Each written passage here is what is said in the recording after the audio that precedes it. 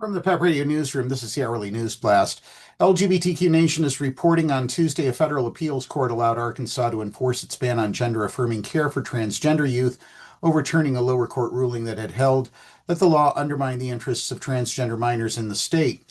This is a tragically unjust result for transgender Arkansans, their doctors, and their families. Holly Dickson, executive director of the ACLU of Arkansas, said in a statement, the state had every opportunity and failed at every turn to prove that the law helps children. In fact, this is a dangerous law that harms children. Arkansas became the first state to pass a gender-affirming care ban in 2021, prohibiting doctors from providing trans youth under 18 hormone therapy, puberty blockers, or gender-affirming surgeries. The law also prohibits doctors from referring minors to other providers in such cases. 4 families with transgender children and 2 physicians challenged the law in federal court, arguing that it violated the U.S. Constitution. A federal district judge blocked enforcement in July 2021, and in 2022, a 3-judge 8th Circuit panel upheld that injunction. In 2023, the district court struck down the law as unconstitutional, issuing a permanent injunction. Later that year, the 8th Circuit approved Arkansas Attorney General Tim Griffin's request for the case to be heard by the full court. This week, the 8th Circuit held that the lower court abused its discretion by granting the permanent injunction and sent the case back to the lower court.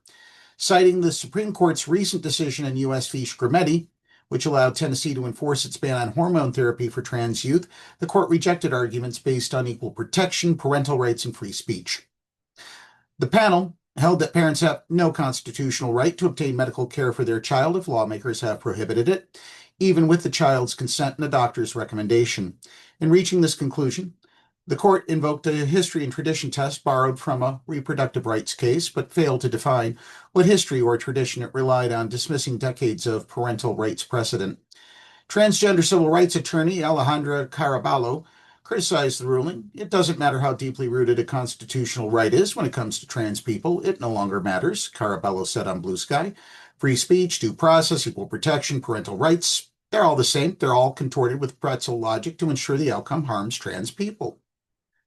According to the ACLU, the ruling means the ban on gender-affirming care will almost certainly take effect in Arkansas, but not right away.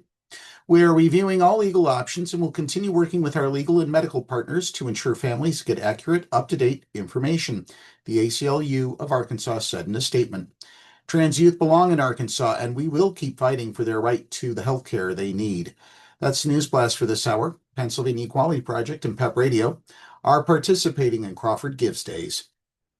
For details on how you can contribute, visit paequality.com. Up next, we have the Meadville area weather forecast here on PEP Radio.